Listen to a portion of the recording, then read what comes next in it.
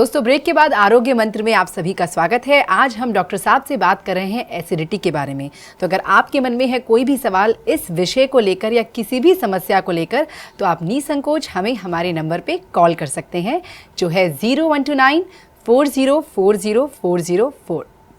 जी doctor साहब, तो अब आप हमें थोड़ा और विस्तार में समझाइए एसिडिटी के लक्षण जी। उसके तो हम कारणों की बात कर रहे थे पहले। तो कारण मैंने कहा कि जो भोजन हम खाते हैं उसमें अगर एसिडिक भोजन हम ज़्यादा खाएंगे, जो कि बड़ा प्रचलन में है आजकल कुछ ना कुछ तीखा अचार वचार चटनी वटनी भारत में तो बहुत प्रचलित हैं मसाले, तो उससे क्या होता है, और चाय की जैसे मैंने जिक्र की, उससे एसिडिटी ज़्यादा बनती है।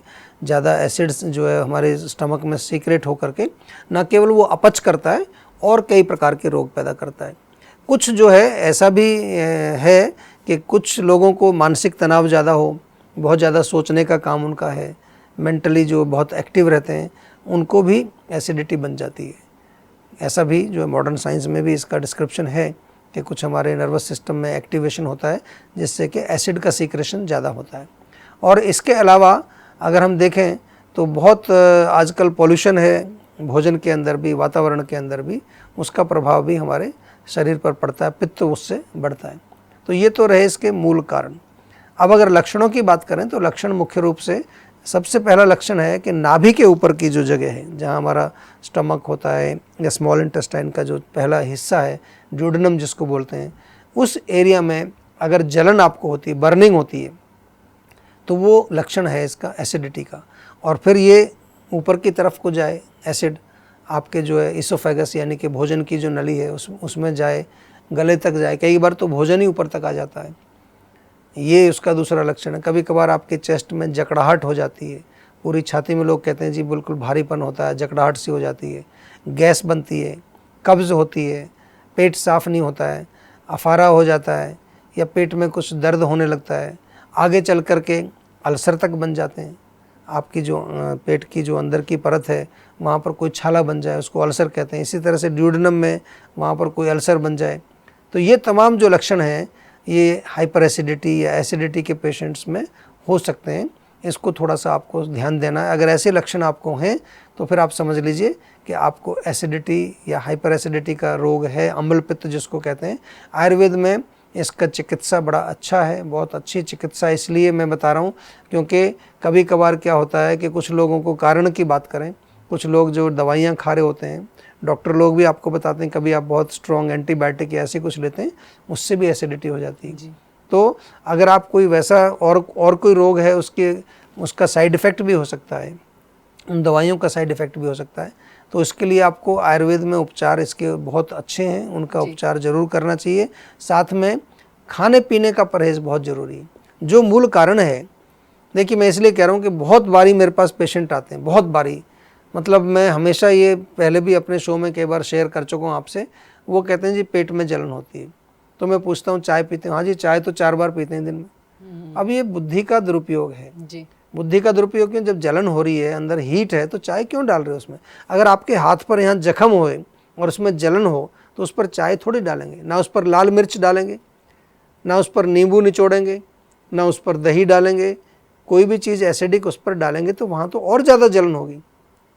लेकिन हम इतना कॉमन सेंस यूज़ नहीं करते हैं, इतना हम बुद्धि का प्रयोग नहीं करते हैं कि उस पर कुछ कूलिंग चीज़ें डालनी चाहिए, जैसे कि नारियल पानी आप पिए, और कुछ नहीं तो थोड़ा सा दूध आप लें, कच्चा दूध 20 मिलीलीटर, आधा कप पानी में घोल के उसको पिए, आपको तुरंत शांति मिलेगी। छोटी छोटी सी चीज़, बुद्धि का प्रयोग करना है।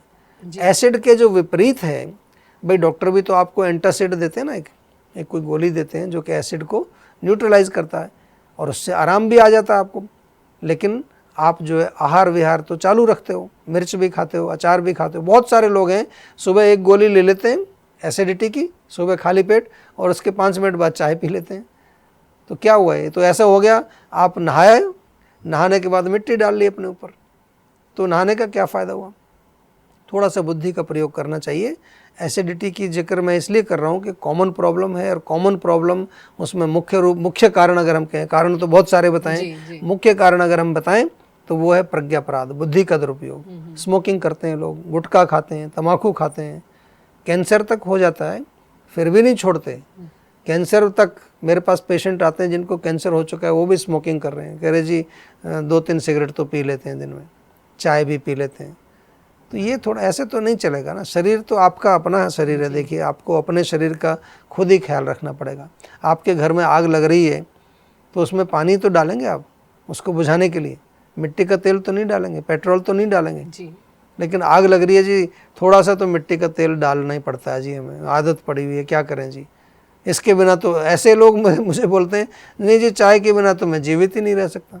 बताइए, चाय में कोई विटामिन है, कोई मिनरल है, कोई प्रोटीन है, क्या है उसके अंदर कि उसके बगैर आप जीवित नहीं रह सकते। केवल माइंड का एक एडिक्शन।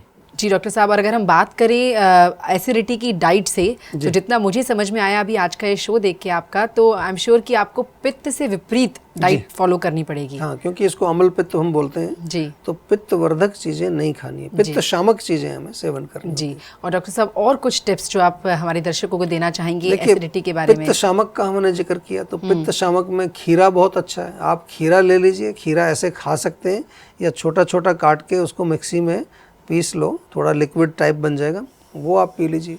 वाटरमेलन यानी कि तरबूज बहुत अच्छा, जब सीज़न में आपको मिले तो वाटरमेलन का जूस आप पिए, वो भी अल्कलाइन होता है। इसी प्रकार से जो आपकी हरी सब्जियां हैं, लौकी है, तोरी है, टिंडा है, इनको आप सेवन कर सकते हैं, लेकिन मसाले गरम नहीं चाहिए उसमें। आप जीरा, धनिया, हल्दी ये डालिए, कोई दिक्कत नहीं।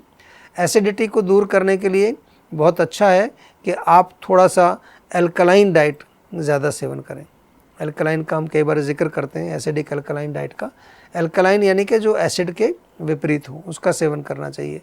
और एक बहुत सिंपल सा इसमें एक और नुस्खा है कि आप सौंफ का चूर्ण बना लीजिए, उसमें थोड़ी मिश्री मिला लीजिए। सौंफ और मिश्री का चूर्ण बराबर बराबर मात्रा में ये भोजन के पश्चात आप सेवन करेंगे, इससे भी आपको एसिडिटी में फ़ायदा होगा, पाचन में भी फ़ायदा होगा इससे। और इसके अलावा अगर देखें तो हमारे जो मसाले हैं घरों में, उन्हीं में से आप बना सकते हैं। आप सूखा हुआ पुदीना ले लीजिए, सौंफ ले लीजिए, और तीसरा उसमें धनिया पाउडर मिलाइए। तीनों का मिक्सचर बना करके आप इसको सेवन करें, इससे भी आपकी एसिडिटी भी ठीक होगी और पेट भी ठीक होगा। बहुत सारी चीज़ें, अगर आपको मानसिक तनाव की वजह से एसिडिटी है तो फिर थोड़ा सा आप शवासन करें, डीप ब्रीदिंग, गहरी सांस कर लें, थोड़ा सा माइंड को रिलैक्स रखें, सैर के लिए जाएं, उससे बहुत फ़र्क पड़ता है। और एक सिंपल सी चीज़ है, जब जब आपका एसिड लग रहा है, ऊपर की तरफ जा रहा है, तो हमें उसका अधो मार्ग की तरफ उसका जो मूवमेंट करना पड़ता है, नीचे की तरफ उसको निकालना पड़ता है। तो रात को सोते समय 1 चम्मच त्रिफला चूर्ण आप ज़रूर लें। जिन लोगों को एसिडिटी होती है, रात को सोते समय 1 चम्मच त्रिफला चूर्ण आप सेवन करेंगे, उससे पेट साफ़ हो जाएगा। कई बार एसिडिटी वाले पेशेंट हमें बताते भी हैं कि जी जिस दिन पेट साफ़ हो जाता है उस दिन एसिडिटी नहीं बनती। तो पेट साफ आपको रखना चाहिए। आंवले का चूर्ण आप खा सकते हैं, आंवले का चूर्ण भी जो है एसिडिटी में फ़ायदा करता है जी। 1 चम्मच चूर्ण पानी में घोल करके या ऐसे उसको खाएं, उससे आपको बहुत फ़र्क पड़ेगा। बहुत सारी चीज़ें कर सकते हैं जी। आपको ज़रूरी नहीं है कि कोई ऐसा इधर उधर भागना है, बहुत सारी दवाइयाँ खानी है। थोड़ा सा प्रयास करिए और परहेज़ ज़रूर करिए। परहेज़ नहीं करेंगे तो कोई फ़ायदा नहीं है उसका फिर दवाई खाने का। जी डॉक्टर साहब, और हमें लग रहा था, जैसे मैंने शो की शुरुआत में कहा कि हम काफ़ी कुछ जानते हैं एसिडिटी के बारे में, लेकिन आपने बहुत ही अच्छे से हमें आयुर्वेद की दृष्टि से समझाया एसिडिटी के बारे में। हम आपकी इस बात को हमेशा ध्यान रखेंगे। आपका बहुत बहुत शुक्रिया, आप हमारे शो में आए। Thank you so much. Thank you. तो देखा दोस्तों, आपने रोगों को समझना कितना ज़रूरी है। जब तक आप अपने रोगों को नहीं समझेंगे, उसके कारण को नहीं पहचानेंगे, तब तक आप उसका निवारण नहीं कर पाएंगे। और उसके लिए हम आपके साथ हैं, आयुर्वेद आपके साथ है, हमारा नंबर आपके साथ है। जी हाँ दोस्तों, हमारा नंबर है 0129404004। हमारा ईमेल एड्रेस है info@jiva.com। हमारा वेबसाइट है www.jiva.com। आप हमें फेसबुक पर फॉलो कर सकते हैं और जीवा की परमायु मैगजीन को सब्सक्राइब कर सकते हैं। तो दोस्तों, आज आरोग्य मंत्र में बस इतना ही। मैं आशा करती हूँ आपको हमारा आज का एपिसोड भी बहुत पसंद आया होगा, और हम ये भी आशा करते हैं कि आप स्वस्थ रहें, मस्त रहें, सुखी रहें, आनंदमय रहें। अब हमें दीजिए इजाज़त। हम मिलेंगे आप सभी से आरोग्य मंत्र के अगले एपिसोड में। तब तक के लिए नमस्कार।